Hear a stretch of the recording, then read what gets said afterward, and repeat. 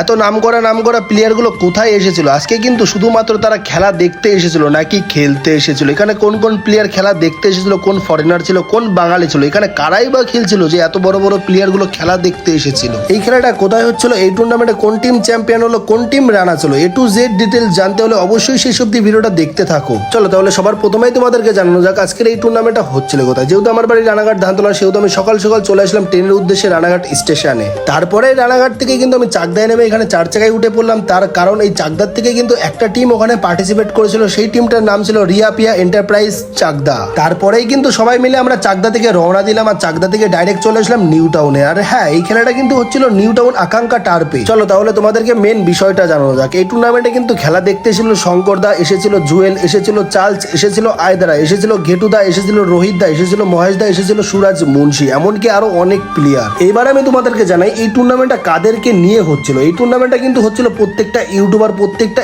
Agent, প্রত্যেকটা referee and খেপের মাঠে সব নামকরা টিম ওনাদেরকে নিয়ে। এবছর এই টুর্নামেন্টে চ্যাম্পিয়ন দল হিসেবে ঘোষিত হয়েছে রিয়াপিয়া enterprise Chakdah, and runners up দল হিসেবে ঘোষিত হয়েছে জয়মাতারা ট্যাংরা। চলো তাহলে ভিডিও শেষ করার আগে একটা কথাই বলবো, এবছর কিন্তু অনেক বেটার থেকে বেটার টিম ওনারগুলো এখানে পার্টিসিপেট করেছিল। আশা করছি নেক্সট ইয়ার বেটার থেকে বেটার টুর্নামেন্ট করার চেষ্টা করবো আমরা।